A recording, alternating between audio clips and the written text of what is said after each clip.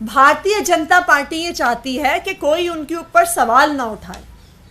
Bharatiya Janata party ये चाहती है कि कोई उनके भ्रष्टाचार को उजागर ना करे। भारतीय जनता पार्टी ये चाहती है कि वो पिछले दरवाजों से चुनाव जीते, क्योंकि वो ईडी और सीबीआई का प्रयोग करते हुए अपने सभी विपक्षियों को खत्म कर। जब सुप्रीम कोर्ट में मनीष सिसोदिया जी की बेल का केस सुना जा रहा था, तब सुप्रीम कोर्ट ने प्रोसिक्यूशन से बहुत तीखे सवाल पूछे। उन्होंने बार बार ईडी से एक ही सवाल पूछा कि आपके पास मनीष सिसोदिया जी से जुड़ी हुई मनी ट्रेल कहाँ है? क्या उनके पास पैसा आया? क्या उनके परिवार के पास पैसा आया?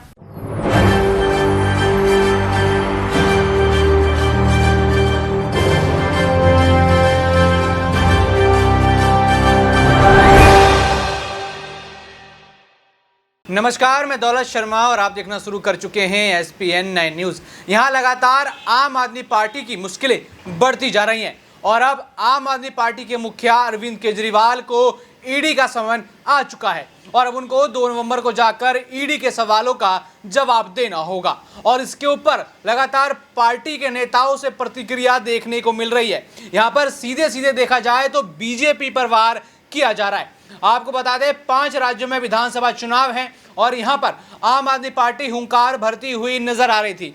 स्टार प्रचारकों में यहां पर संजय सिंह और अरविंद केजरीवाल का नाम है, लेकिन दोनों ही अब लगता है कि ईडी के शिकंजे में फंस जाएंगे और शायद ही यहां पर ईडी के शिकंजे से बाहर आएंगे।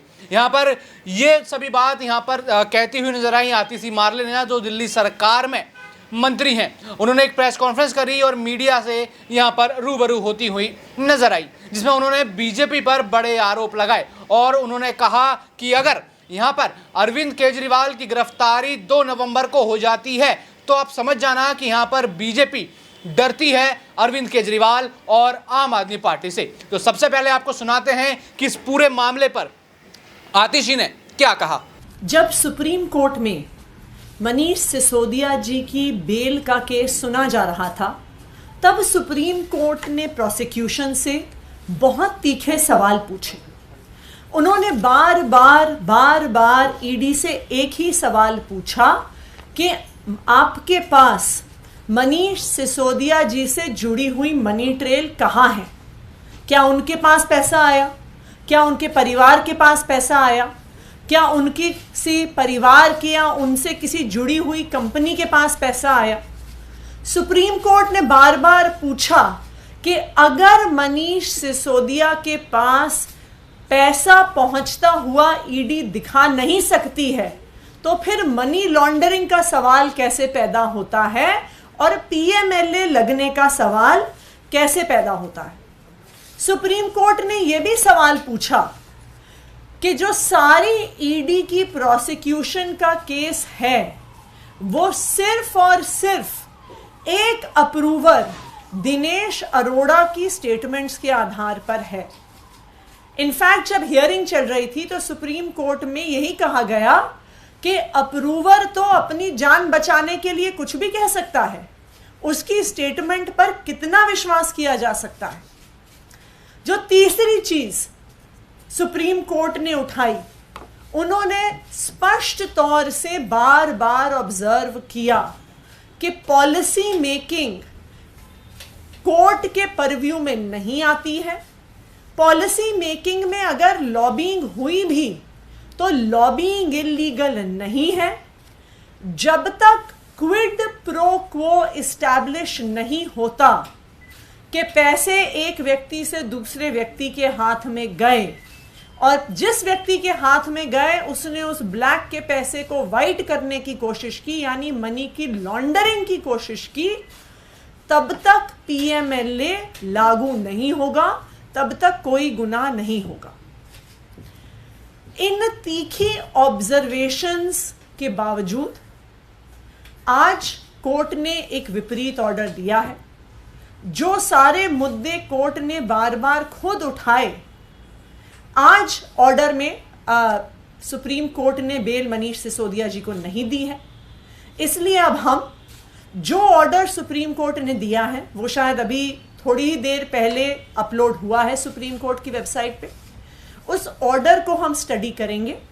उस ऑर्डर में जो भी सारे कानूनी मुद्दे उठाए गए हैं उसको आम आदमी पार्टी, हमारे सारे वकील गहराई से देखेंगे और जो सारे लीगल ऑप्शंस हमारे पास अवेलेबल हैं उनके आधार पर हमारे नेक्स्ट स्टेप्स को डिसाइड किया जाएगा। सुप्रीम कोर्ट का हम सम्मान करते हैं, लेकिन उस सम्मान को करते हुए भी हम बहुत सम्मान पूर्वक ये कहना चाहते हैं कि हम आज जो सुप्रीम कोर्ट ने निर्णय दिया है उस निर्णय से असहमत हैं और उस निर्णय को लेकर आगे क्या क्या कानूनी कार्रवाई हो सकती है उसको बिल्कुल एक्सप्लोर करेंगे।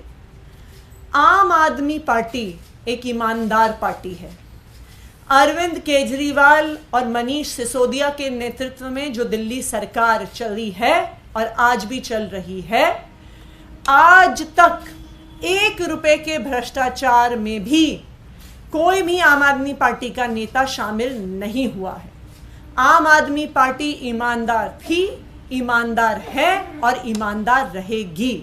और मुझे आज भी इस बात पे पूरा भरोसा है कि आम आदमी पार्टी पे कितने केसेस होते रहें, लेकिन आखिरकार एक भी पैसे के भ्रष्टाचार का सबूत सामने नहीं आएगा, क्योंकि ना आम आदमी पार्टी ने कभी भ्रष्टाचार किया है ना कभी भ्रष्टाचार करेगी। देखिए, ये 338 करोड़ क्या है, ये तो एक बारी ऑर्डर आएगा तो उसको स्टडी करना पड़ेगा। लेकिन जो पॉइंट सुप्रीम कोर्ट ने खुद उठाया था कि ये पैसा मनीष सिसोदिया के पास पहुंचा या नहीं पहुंचा, क्या उनके पास पहुंचा, क्या उनके किसी परिवार के व्यक्ति के पास पहुंचा, या उनकी किसी परिवार से जुड़ी हुई किसी कंपनी के पास पहुंचा, ये सवाल, इस सवाल का जवाब तो आज भी वही है, क्योंकि ईडी के अपने आरोपों में भी मनीष सिसोदिया के पास कोई भी पैसा पहुंचते हुए वो नहीं दिखा रहे हैं। तो ये 338 का फिगर क्या है, ये सुप्रीम कोर्ट की बहस में नहीं आया था आज तक। और ये 338 करोड़ का मनीष सिसोदिया जी के साथ क्या लिंक है, इसको भी एक बारी ऑर्डर देख के समझना पड़ेगा। लेकिन जैसे मैंने कहा, आम आदमी पार्टी एक ईमानदार पार्टी है। चाहे कितने भी आरोप ईडी, सीबीआई, दिल्ली पुलिस लगा ले, कोई भी सबूत साबित नहीं होगा, क्योंकि आम आदमी पार्टी ने ना आज तक 1 रुपए का भ्रष्टाचार किया है ना करेगी। भारतीय जनता पार्टी ये चाहती है कि कोई उनका विरोध ना करे। भारतीय जनता पार्टी ये चाहती है कि कोई उनके ऊपर सवाल ना उठाए। भारतीय जनता पार्टी ये चाहती है कि कोई उनके भ्रष्टाचार को उजागर ना करे। भारतीय जनता पार्टी ये चाहती है कि वो पिछले दरवाजों से चुनाव जीते, क्योंकि वो ईडी और सीबीआई का प्रयोग करते हुए अपने सभी विपक्षियों को खत्म कर दे। आज अगर आप देखिए, चाहे आम आदमी पार्टी हो, चाहे टीएमसी हो, चाहे कांग्रेस हो, चाहे डीएमके हो, जो कोई भी पार्टी भारतीय जनता पार्टी के विरोध में खड़ी है, उनके खिलाफ पूरे सरकारी तंत्र का ऊपर से नीचे तक प्रयोग किया जा रहा है। ये पूरा देश देख रहा है कि किस तरह से एजेंसीज का इस्तेमाल करके सभी विपक्ष की पार्टियों पे हमला करने की कोशिश की जा रही है।